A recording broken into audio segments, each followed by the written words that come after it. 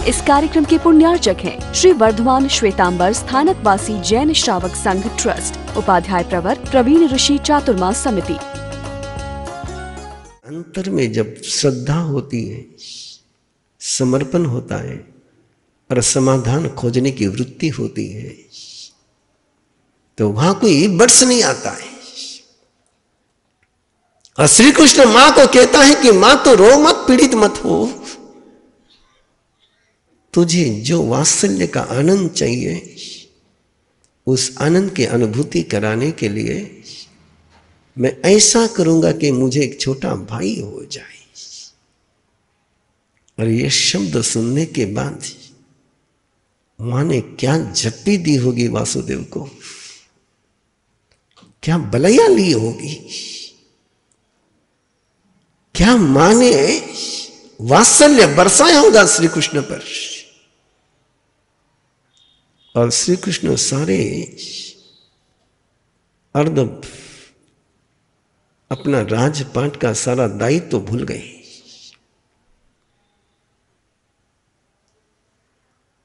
Here and now, here and now. वो किसी ज्योतिषी के पास नहीं गए, वो किसी वैद्य के पास नहीं गए। उन्होंने ये नहीं सोचा कि चलो पहले बाकी काम निपटा लेता हूं, फिर देखना है कि मां के लिए क्या करना है। अभी बोला है अभी करूंगा, एक पल का भी विलंब और मां से चल करके वो पहुंचते पौषशाला में। किसी मंदिर में नहीं गए, किसी ज्योतिषी के पास नहीं गए, किसी तांत्रिक और मांत्रिक के पास नहीं गए। ये पौषशाला समाधानशाला थी। आपको लगता है कि पौषध ये तपस्या है, आपको लगता है कि पौषध बहुत कठिन है। जैनियों ने पौषध का मूल्य समझा नहीं। पौषध का मीनिंग है कि स्वयं की शक्ति का पोषण करना है, स्वयं को समर्थ बनाना है, स्वयं को शक्तिशाली बनाना, अंदर की जो शक्ति है उसको जागृत करना है। ये पौषध है, शोषण नहीं है। और कभी भविष्य में आगम पढ़ोगे, मेरी तो भावना है कि आपके संघ में आगम पर संशोधन, स्वाध्याय और आराधना की एक परंपरा शुरू हो जाए। तोते जैसे मत पढ़ना है। तोते जैसे पढ़ने वाले तो बहुत हैं, गली गली में एक खोजो तो जोधपुर में 10 मिल जाएंगे। जिंदा होकर के पढ़ना है। चाहे भरत चक्रवर्ती हो कि चाहे श्री कृष्ण वासुदेव हो कि चाहे अभय कुमार हो, जब भी नई उलझने वाली समस्या सामने आती है कि जिसका समाधान उनको दिखता नहीं है, उस समय अभय कुमार हो कि चक्रवर्ती हो कि वासुदेव हो, वो एक ही काम करते हैं, तेले का पौषध करते हैं, पौषध का तेला करते हैं। और पौषध का मीनिंग जानते हो कि चारों आहार का त्याग, साथ में निद्रा का त्याग। और लेटेस्ट जिसको नोबेल पुरस्कार मिला फास्टिंग पर रिसर्च कर करके, उसने कहा है कोई व्यक्ति महीने में 2 तेले करे, 24 तेले करे और रात को सोए नहीं तो कैंसर ठीक हो जाता है। ये रिसर्च रिपोर्ट उसकी है जिसने इस पर साइंस का रिसर्च किया है। क्या समझा हमने जिन शासन को? हमने केवल अक्षरों को संभाल करके रखा है, उसको डिकोड करने का कभी उद्योग किया ही नहीं। पहुंचे हैं श्री कृष्ण वासुदेव पौषशाला में, और पौषशाला में पहुंच करके घास का आसन बिछाया है। सारे राज के आभूषण, राजकीय आभूषण उतार करके रख दिए। सवम आसनम पानम खाइमम साइमम चौयम पे आहारम पचखामी। अट्ठम भत्तम अबंब सेवन का पचकान, माला उल्लंघन संसा सावज कुशल जोग सेवन का पचकान। और बैठ गए अब श्री कृष्ण वासुदेव हरिणी गमिशी देवता का ध्यान करने लगे। कोई मंत्र नहीं, कोई तंत्र नहीं, कोई स्तोत्र नहीं, कोई आरती नहीं, मनसी करे माने। ज्ञाता धर्म कथा में उसकी पूरी विधि गई और पूरा साइंस उसका प्रज्ञापना सूत्र में गया कि क्या होता है। तुम्हारे पास तो केवल मैं आगम के नाम ही ले सकता हूं, समय उतना ही है। और जैसे श्री कृष्ण वासुदेव हरिणी गमीशी का ध्यान करते हैं, तन्मय तल्लीन तदादोजासने तब्बिया करने तच्चित्ते, और उससे जो ओरा निकली, उससे जो वाइब्रेशन निकले, वो सीधे हरिणी गमीशी के पास पहुंचे। कोई नेटवर्क की आवश्यकता नहीं है।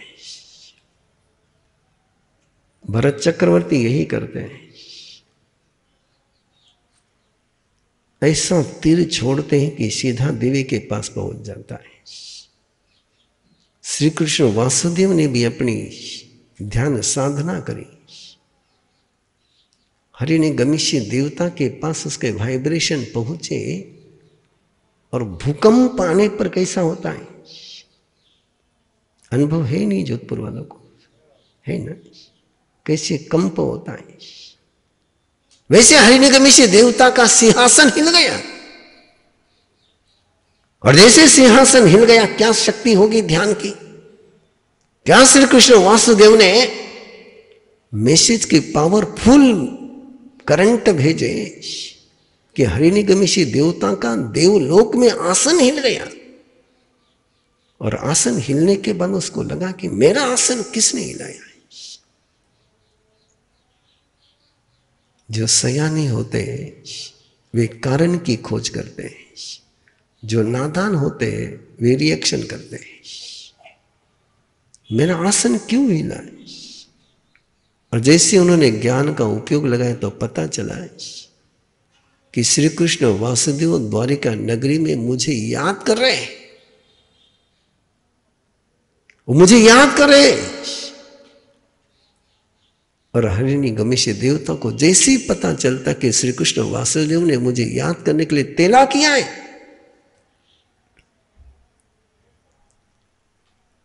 तीव्र गति से, आशु गति से, शीघ्र गति से, जैसे आप पर्यूषण पर्व में नहीं पहुंच पा रहे हो।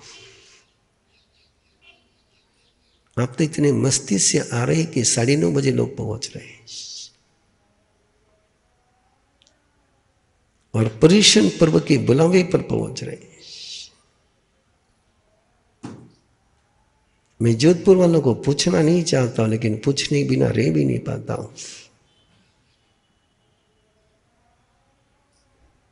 कहीं पर शादी का आमंत्रण आ जाए, खाने का आमंत्रण आ जाए, बिफोर टाइम आफ्टर टाइम, उतनी तो कीमत पर्यूषण पर्व की करते हैं जितनी खाने की कीमत करते हैं, उतनी तो पर्यूषण पर्व की करते हैं। वहां तो श्री कृष्ण वासुदेव याद कर रहा था, यहां हम आपको याद कर रहे हैं। और हरिणी गमीशी देवता जो चला तो सीधा ही श्री कृष्ण वासुदेव के पास पहुंच गया, खड़ा हो गया और कह रहा है, बताओ मैं आपका क्या प्रिय करूं, किम प्रियम करेमो, क्यों मुझे याद किया, मुझे बताओ मैं आपके लिए क्या कर सकता हूं। यह है पौषध की ताकत। देवताओं को विनंती करनी पड़े, मन्नत मनानी पड़े, वो तो संसार है। और देवता आकर के तुम्हारी मन्नत माने हैं, वो जैन धर्म है, वो जिन शासन है। देवता आकर के पूछ रहा है कि मैं तुम्हारे लिए क्या प्रिय करूं। और श्री कृष्ण वासुदेव पौषध में, वो देवता को हाथ नहीं जोड़ते पौषध में। जो सामयिक में घंटा कर्ण का स्तोत्र फेरते, वो जरा अंतगढ़ को समझ ले। वो देवता हाजिर है वहां पर, लेकिन श्री कृष्ण वासुदेव जब तक पौषध में हाथ नहीं जोड़ते, अभिवादन नहीं करते, वो पहले पौषध को पारते हैं और पारने के बाद उसके साथ बात करते, पहले बात नहीं करते। मैं देखते रहता हूं, सत्कार के लिए बुलाया जाता है ना, वो सामयिक में आकर के सत्कार लेता चला जाता है। एक भी तुम्हारे जोधपुर में मैंने देखा नहीं कि जो ये कह पाए कि मुझे सामयिक है, मैं सत्कार ले नहीं सकता हूं सामयिक में। वो देवता आने के बाद भी उनके साथ बात नहीं करते। पौषध पारते हैं पहले, पौषध पारने के बाद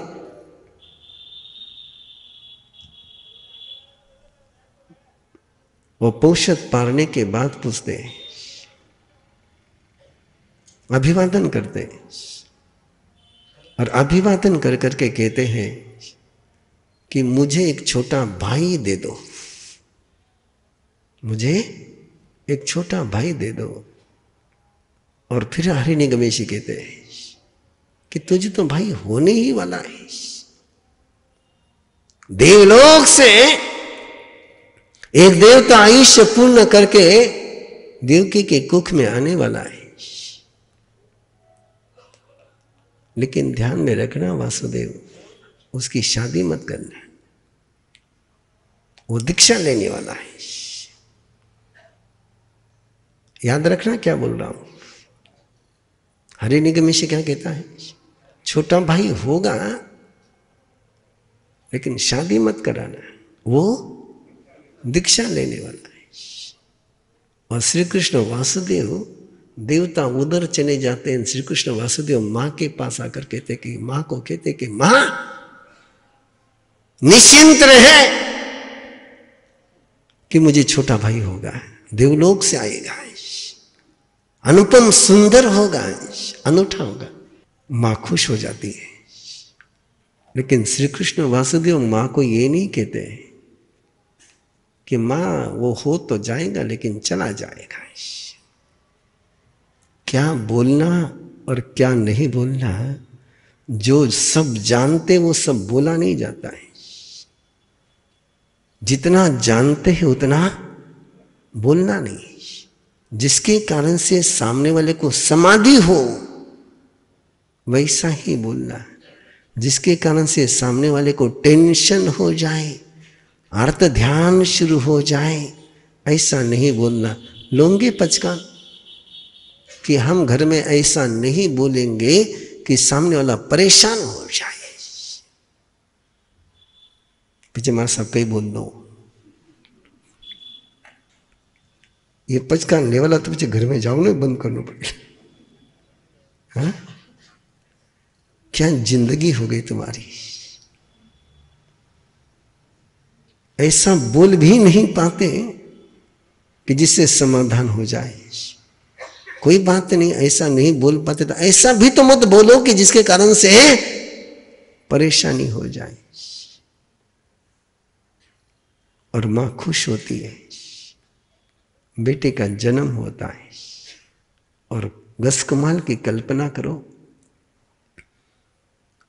7 बेटों का प्यार। कितने बेटों का प्यार, सारा एक पर उंडेला जा रहा है। 7 बेटों की प्यास एक बेटे से पूरी की जा रही है। ऐसा सुकुमार है। श्री कृष्ण वासुदेव जब भी उसको देखते हैं दिमाग के एक चटका लग जाता है कि ये दीक्षा लेगा, ये दीक्षा लेगा, ये दीक्षा लेगा। वो भूल नहीं पाते, लेकिन वो श्री कृष्ण वासुदेव है। वो देवता बोले कि तीर्थंकर बोले, कोई भी बोल दे, उन्होंने तो उद्योग करना ही करना है। और आपको तो गली का ज्योतिषी बोल दे, सरेंडर है ना। अरे अंतगढ़ सूत्र है, श्री कृष्ण वासुदेव है। देवता ने कहा कि तू उसकी शादी मत करना, दीक्षा लेगा वो।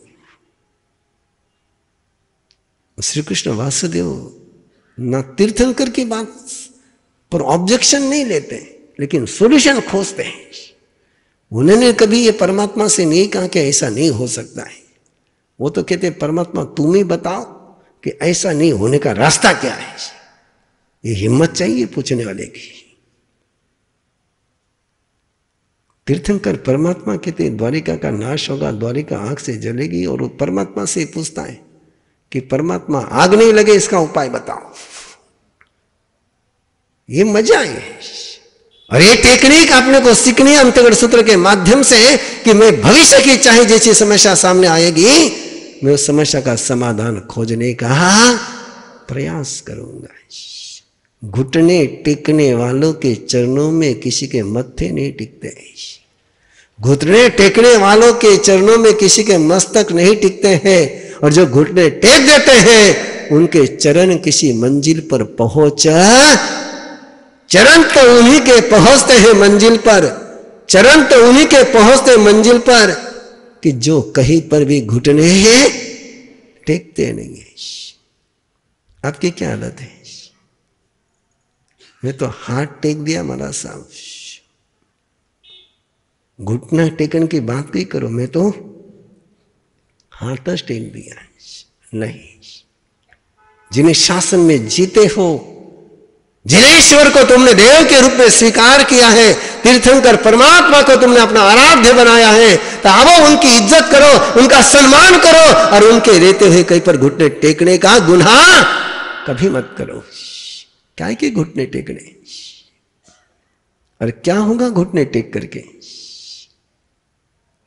और श्री कृष्ण वासुदेव घुटने नहीं टेकते, जा रहे थे परमात्मा के दर्शन के लिए। घसकुमाल भी साथ में ही है। इस कार्यक्रम के पुण्यार्चक हैं श्री वर्धमान श्वेतांबर स्थानकवासी जैन श्रावक संघ ट्रस्ट, उपाध्याय प्रवर प्रवीण ऋषि चातुर्मास समिति, महावीर भवन इंदौर।